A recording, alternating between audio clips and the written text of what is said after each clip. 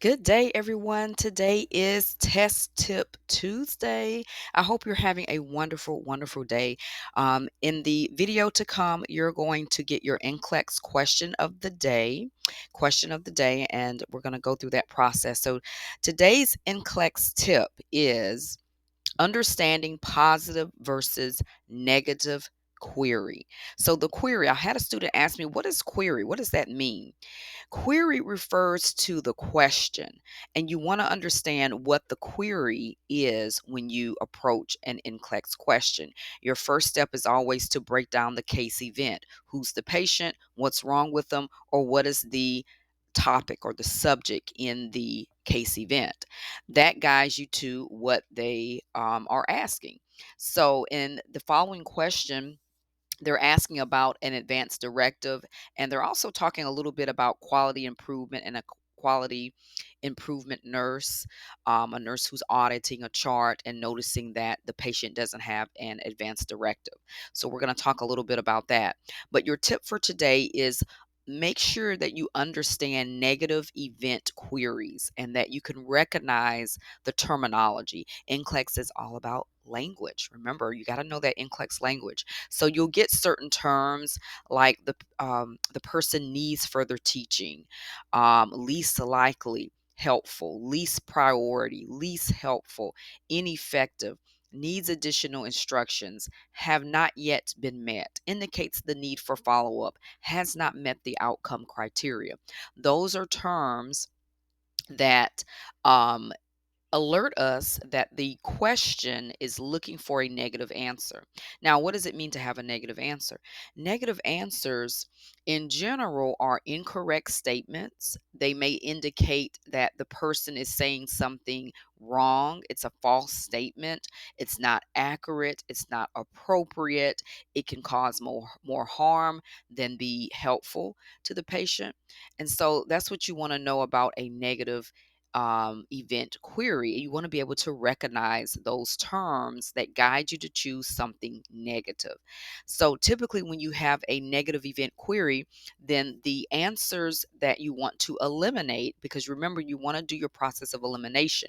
You want to focus on getting rid of the questions or getting rid of the options that do not answer the question. They don't apply. So if you have a negative event query, you have to get rid of the positive options.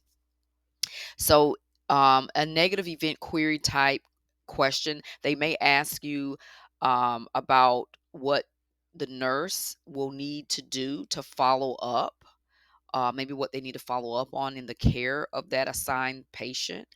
Um, the words of the question, the way the question is going to be worded, is going to ask about what nursing actions need to be further implemented to ensure delivery of quality client care. So needs to be further implemented. That means there's something that you're seeing that tells you more needs to be done. All right, like in the advanced directive, more needs to be followed up on, or more needs to be done to take care of the patient. All right, so that's what we're going to be focusing on today. And they're going to say, let me see if I can kind of go back. I'm going to go back to the question. You're going to see this one in a minute. It's going to word it as indicates that further teaching is required. Further teaching on what? So you got to look at what the subject is. And in this question, it's going to be about advanced directives. So we're also going to have a few slides from Saunders that talk about advanced directives. So this is a good opportunity for you to go back and read a little bit about advanced directives and take notes. So I'm just going to pull up a little bit of information here on advanced directives. All right, so this is a lot of times we see this in end of life care, but advanced directives should be addressed really in the very beginning of a patient's plan of care. When they are admitted, we need to be discussing advanced directives. Do they have an advanced directive? And if they do we have a copy of it? Do we have it on the chart? So yeah, we need to address that when they first come in. All right, let's see if I can find the page that they start talking about it.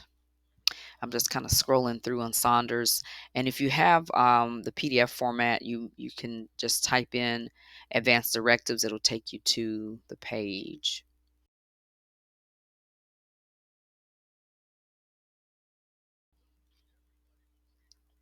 Okay, so let's go back into the advanced directives here.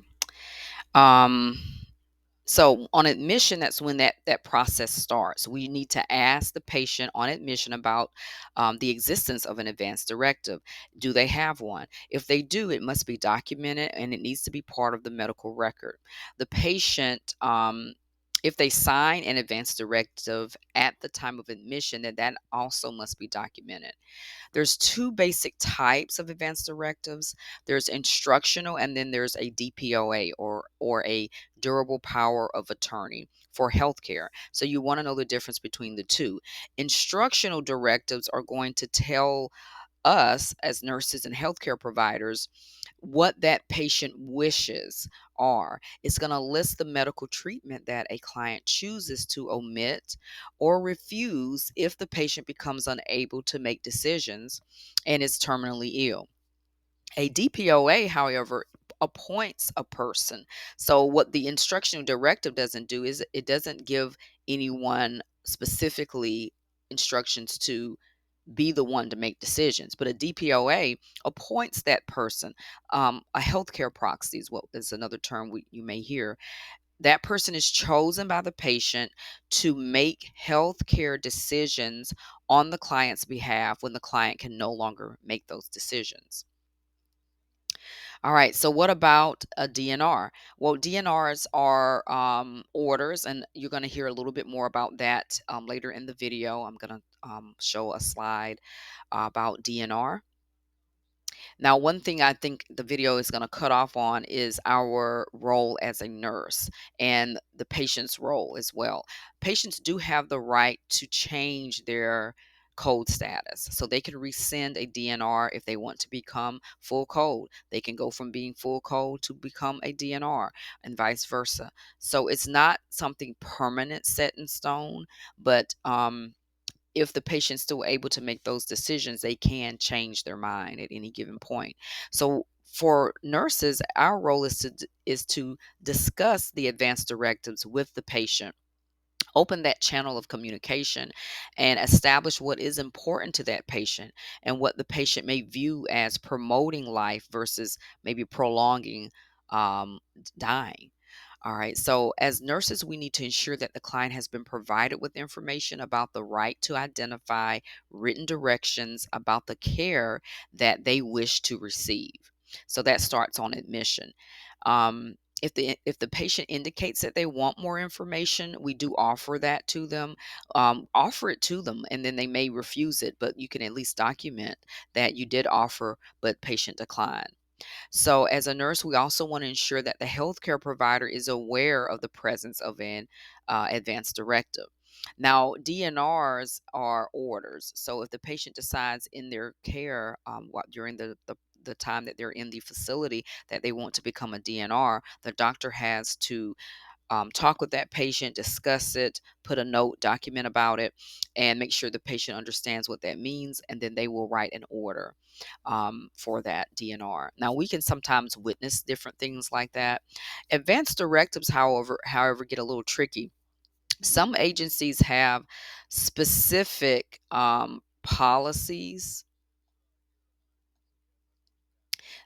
Specific policies that prohibit the nurse from signing as a witness to a legal document, such as an instructional um, directive. But just because of maybe conflict of interest, did we influence that person to put down that they don't want certain things done, or what have you, because we're actually taking care of the patient. So in general, if you get a question like that, the general consensus is we don't witness those things unless they say it is in the policy. So if the question tells you something is per protocol or per policy, that means it's okay to do so. We just have to judge whether or not it's appropriate. um, depending on the case event. But if they say it's policy, then that facility, it is policy. So that's going to vary. But in general, nurses, we don't typically witness instructional advanced directives.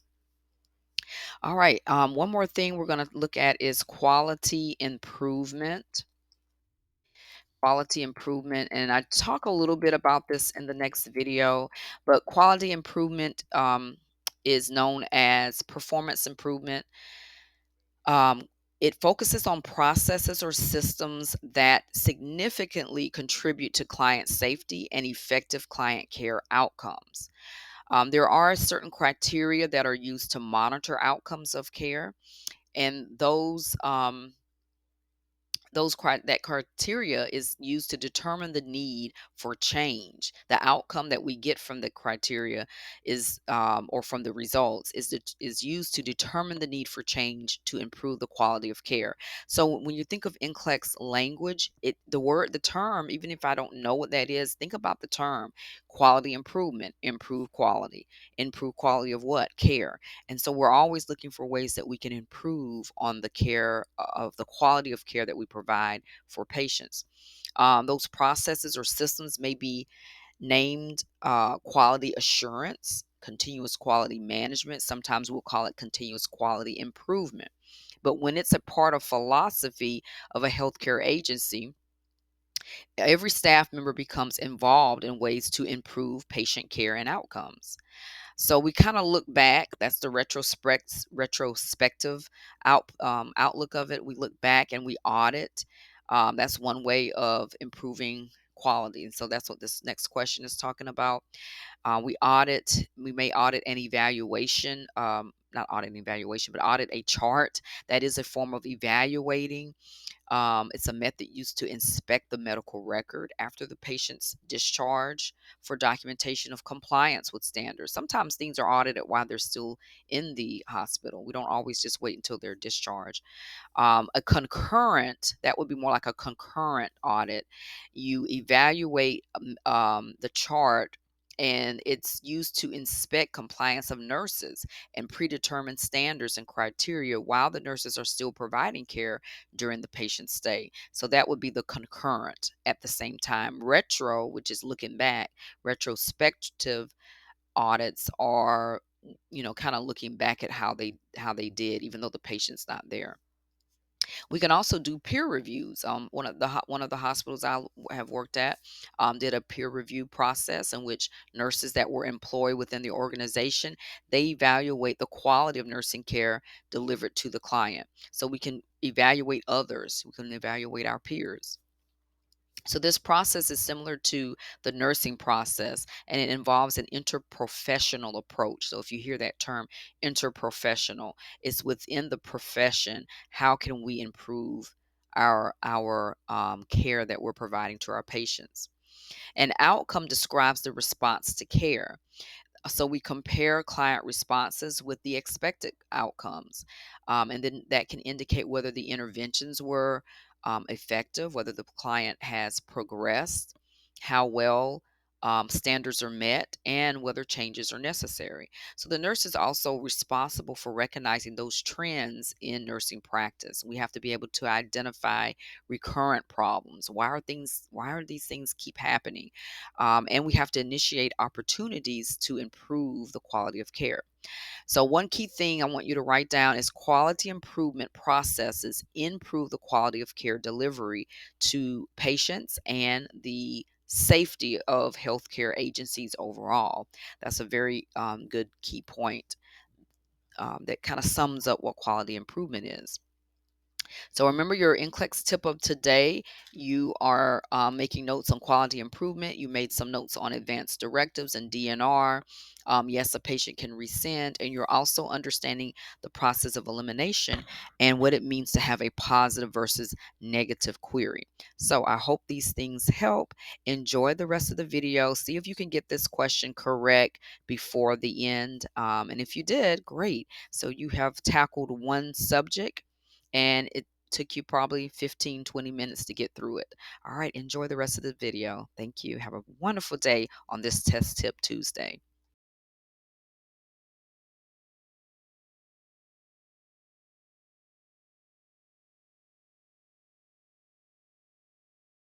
on the actual website. I think that plan is like 40 something pages. So we don't really spend a lot of time reading through it because it's a lot of information.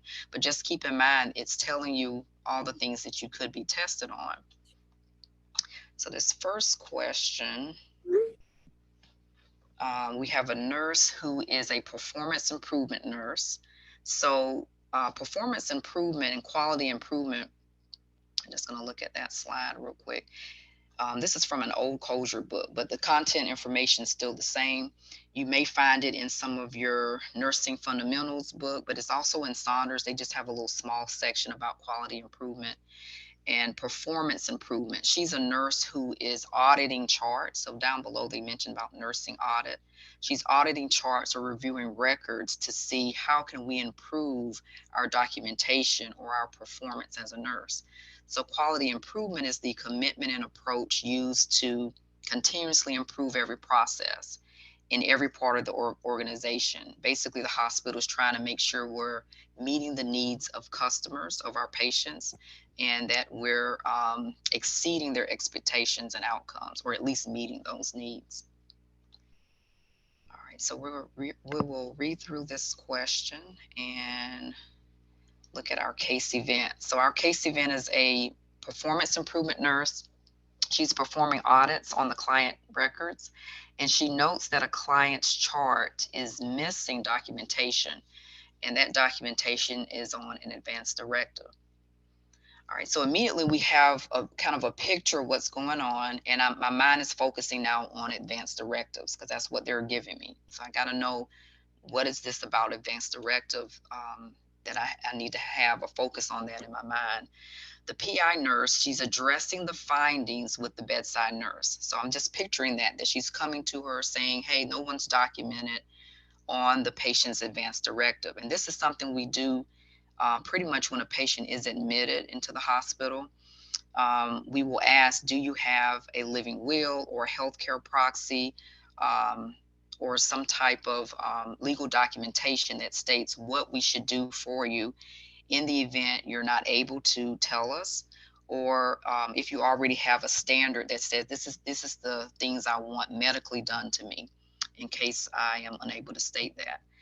All right, so our question, so that's pretty much our case event. She's auditing the chart, and she notices there's no documentation on an advanced directive. So our query is, out of these four statements, which statement by the bedside nurse indicates that further teaching on advanced directives is required? So we're looking for basically an incorrect statement. And that means that this is a negative query, and we're going to eliminate anything that is true. Eliminate true statements in this question, because anything true or that's an accurate statement made by the nurse means that she understands what's going on. But anything that she's saying incorrect, she needs further teaching. So further teaching is always a negative. So we're eliminating the true statements. So when you go through your options, you really want to focus on your process of elimination. Don't try to read through the question and just say, oh, that answer sounds right, and that's the answer I'm going to choose, because nothing else sounds right. Use your clinical reasoning why an answer is one to eliminate, or why is this not appropriate to choose? Does this fit the answer that I'm looking for to answer this question? All right, so some of you may already know what this answer could be, but we're going to clinical reason. With option A, should we keep that answer? Should we eliminate it?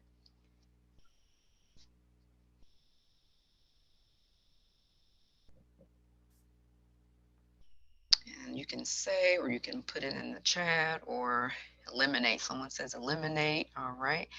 Client denies having an advanced directive. Yes, eliminate. And the information will be charted shortly. So she's already addressed that this patient has an advanced directive, and I just got to go back in and chart it so that it will not be missing in the chart. So yeah, that's a good one to get rid of. All right, now we'll look at option B. Very good. Got several eliminate. All right. So client option B, the client's spouse is the healthcare power of attorney and is bringing the legal documentation. What do we think about that? Option B. Good. Get rid of that one. So she's addressed the document. She's addressed the healthcare power of attorney. She's already talked to the spouse and the client. Sorry, and the client said, "Oh, my husband has it, or my wife has the documentation. They're going to bring it in. They're my healthcare proxy, or they're my um, healthcare power of attorney, or DPOA. Sometimes you'll see it written as DPOA. All right, option C. The client is only being admitted for observation, so the information is necessary. Is that um, statement, keep it? Yeah, I agree. Someone said keep it. Keep that one. Very good. So the reasoning behind that needs further teaching. Yes, she definitely needs to be taught further. So the reasoning behind it is that if even though they're in observation, that does not mean that we should avoid asking them about advanced directives. So that is a good one to keep. So now if we can eliminate D and we compare those two, because we're down to the final two, everyone always gets to where they eliminate two and there's two options left and I'm trying to figure out which one it is. Sometimes it's not that obvious, sometimes it is. So with D, the client requested more information and is currently considering their options. Is that a true statement, or is that an okay statement to address the advanced directive, or does that nurse need more teaching? Yeah, eliminate D. Very good. Awesome.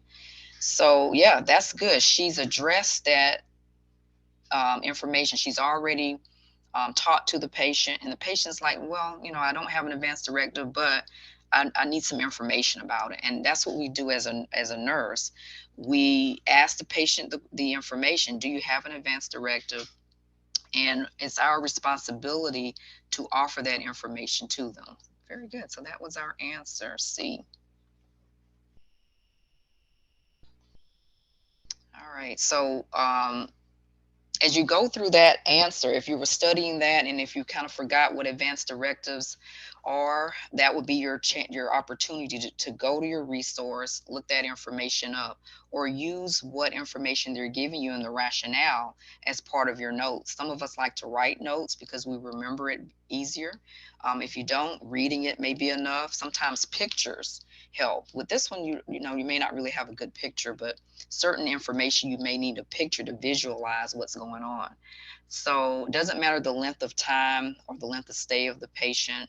Whenever they come in, whether they're being observed for so many hours, it is still good to address their advanced directive. Anything can change quickly. As we know, I work in ICU, so patients turn for the worse very quickly. So we need to address that when they first come in, when they're awake and alert and able to talk to us. Of course, in the real life, they like for us to chart in real time. So by the book, we should be charting as much to real time as we can. And she's saying we're going to get to it, we're going to chart it. So at least she's addressed it. And she's making sure that there's going to be a legal documentation placed on the chart. If a patient doesn't have that advanced directive, then we would address that and try to get them some information.